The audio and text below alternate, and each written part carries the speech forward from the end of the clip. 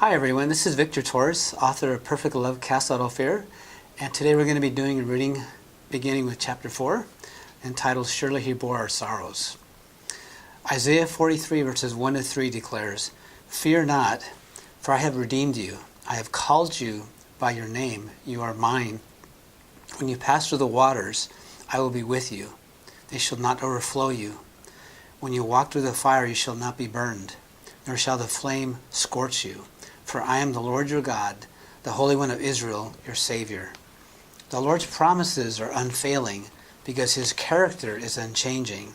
His love and compassion for us goes so far beyond what we could ever imagine. And yet there come times for all of us when the burdens we carry look so overwhelming that we may feel our Heavenly Father has forgotten us or doesn't hear us anymore. We may feel like second-class citizens in the kingdom of heaven. We know we have the assurance of salvation, but God only seems to speak to everyone else and answer their prayers while our requests appear to go unanswered.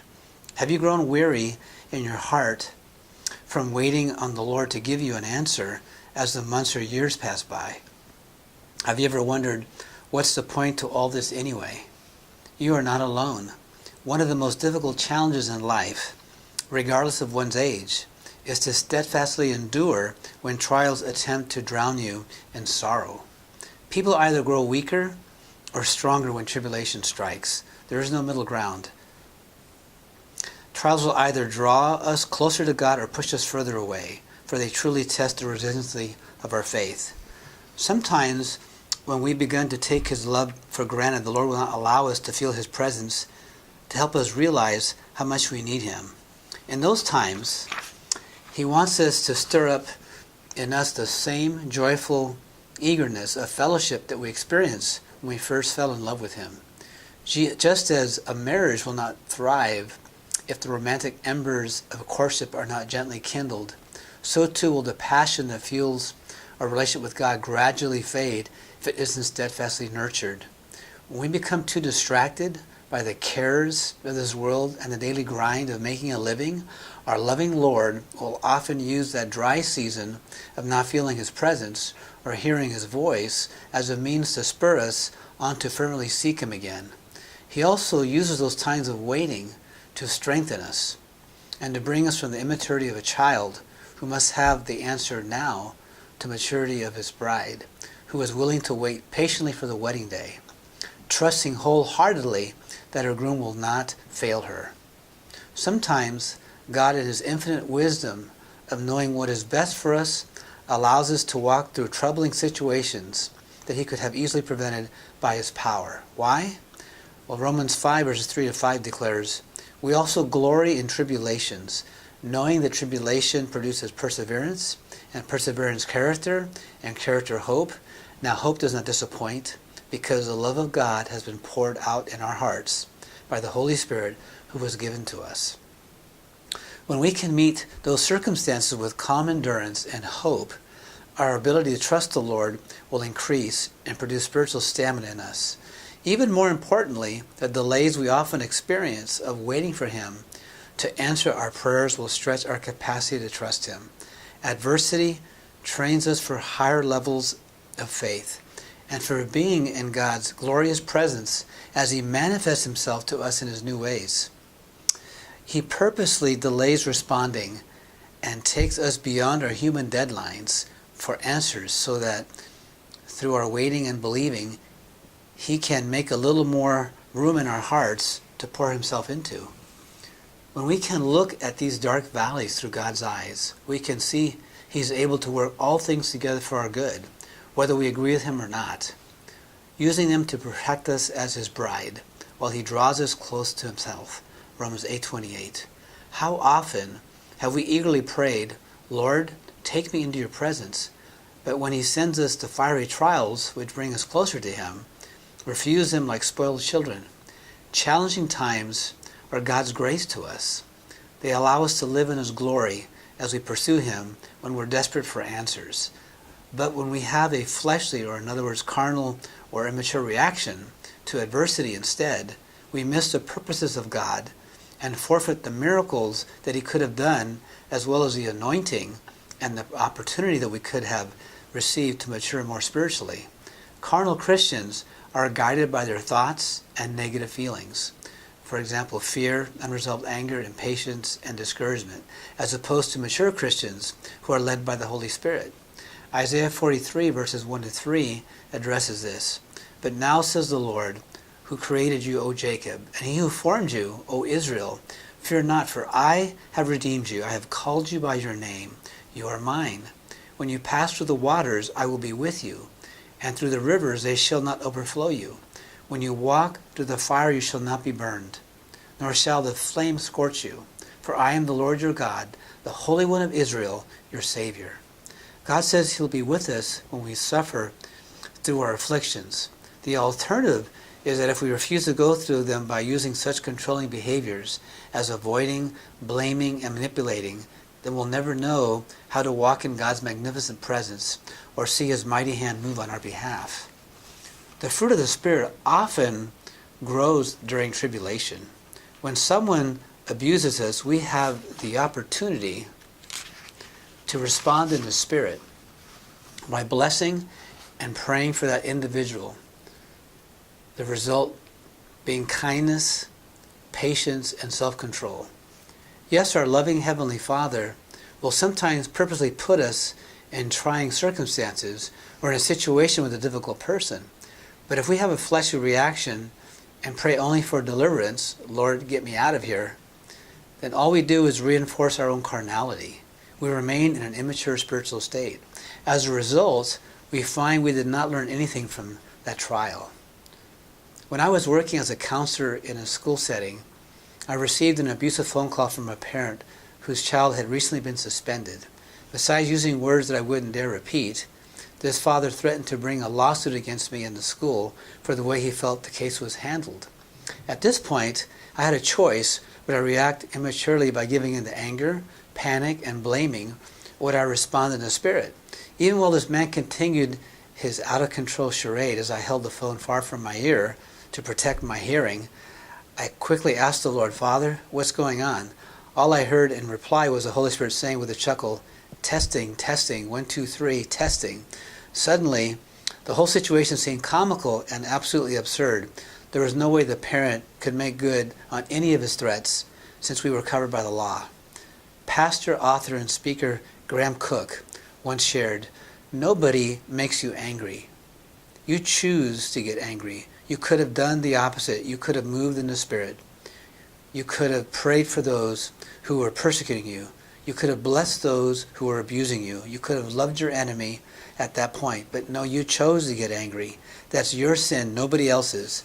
Nobody makes you angry. Nobody makes you resentful. Nobody makes you feel rejected. Those are choices that we make for ourselves. You could have chosen something else because you have all of heaven at your disposal, as well as the Holy Spirit who is stamping the image and the nature of Jesus in your life. I passed this test because as I walked through the fire, I chose to not sit in my anger, to not pick up the flaming darts of slander and accusation, which were temptingly supplied by the enemy. Instead, I patiently put my hands into the hands of the Holy Spirit. Because I trusted him, I felt his sustaining presence giving me joy and peace beyond understanding. Philippians 4:7. We must remember that Jesus was despised and rejected, as we will be on occasion, because God uses those opportunistic trials to purge and purify us so we can become more like him. It is comforting to know that since the Lord passed these same kinds of trials, Hebrews 4:15, that he will empower us and to help us pass them as well. Along the same lines, our loving Heavenly Father will often put us right in the middle of a problematic situation, or allow the enemy of our souls to afflict us in a limited way, as he did with Job. As a young Christian, I could never understand why a just and loving God would allow him to suffer so much. I chose to not finish reading this story because what happened to him in the first 2 chapters was more than I could bear. This really messed up my theology of who I thought the Lord was and what I believed he was like. Later, while I was reading through the book of Ezekiel, I found our Heavenly Father proclaimed not once but twice, but rather 3 times, that Job was one of the most righteous men in the Old Testament, Ezekiel 14:14 and verses 18 and 20.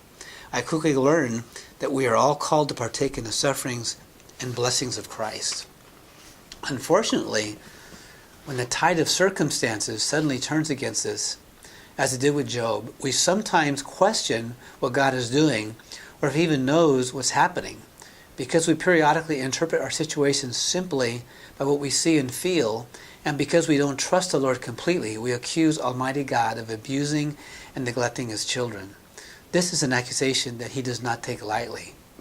We see God's swift judgment on this kind of attitude in the book of Numbers, verses 21, verses 4 to 6, where it declares, "Then they," meaning the Hebrews, "journeyed from Mount Or by way of the Red Sea, and the soul of the people became very discouraged on the way. And the people spoke against God and against Moses. Why have you brought us up out of Egypt to die in the wilderness? For there is no food and no water, and our soul loathes worthless bread," in other words, manna. "So the Lord sent fiery serpents among the people, and they bit the people, and many of the people of Israel died." The message is very clear. God would not allow an unbelieving, murmuring spirit to infect his bride. After all the goodness he has poured out on us, and after all the miracles he has done on our behalf, the most hurtful, spiteful accusation we can make against him is to say he doesn't care about his children. This is merely blaming and self-pity. So what can we do so we don't make the same mistakes as our ancestors did? Rather than giving in to negative coping mechanisms such as blaming God for our trial, in much the same way that Adam and Eve did when they ate the forbidden fruit, we need to be honest with the Lord. We need to pour our hearts out to him in a spirit of brokenness and humility, and let him know we feel weak and abandoned by him. Remember that even Jesus in Mark 15:34 cried out, my God, why have you forsaken me?" The Lord understands how we feel. He wants us to bare our hearts to him when we're hurting. If we're lacking in faith and struggling with doubt, he wants to hear about it so he can help us work through it so we don't develop a critical spirit. This is humility and greatly pleases God, Psalm 51:17. The Holy Spirit is available to comfort us whenever we need him. Don't hesitate in revealing to him exactly how you feel. He longs for his children to come to him when we're hurting so he can hug us with his loving arms. This reminds me of when I took my nephew Jerry Gutierrez to church with me when he was around 7 years old. During the service, Pastor Glenn Cole of Capital Christian Center Church in Sacramento, California, announced that he sensed that many people were hurting emotionally and needed a special touch by God. So he prayed that people would literally feel God give them a hug. As I turned to my nephew, I saw tears streaming down his face. Afterwards, I asked him if he would share with me why he was crying. And he replied, "Uncle Victor, I felt God give me a hug." God truly understands when we're feeling weak and need his loving comfort. We serve a God of love, and he longs to fellowship with us all the time. Jesus knows that we're not going to walk in faith 100% of the time because of our sinful nature. That's when he expects us to come before him with a broken spirit so he can strengthen us from within. I have a friend who is brutally honest with the Lord. In fact, he tells me that sometimes he feels so frustrated with God when he's struggling through a trial that he throws his Bible at him. He tells me, "I know the Lord can take it, Vic." Then I go pick it up, ask the Lord to forgive me, and get back to praying. The Lord loves this kind of genuineness, although I wouldn't do this all the time because replacing one Bible after another will get expensive after a while. In contrast with the Israelites, Job, our amazing role model, overcame adversity because in all his pain and sorrow, he did not curse God. The Lord blessed and restored to him what he had lost because he had spoken rightly of him and prayed for his friends who had tried to undermine his faith. Job 42 verses 7 to 11. In other words, this humble servant responded in the Spirit, allowing God to help him bear his burdens instead of reacting carnally. James 5:11 says, "Indeed, we count him blessed to endure. You have heard of the perseverance of Job and seen the end intended by the Lord, that the Lord is very compassionate and merciful." Thank you, everyone.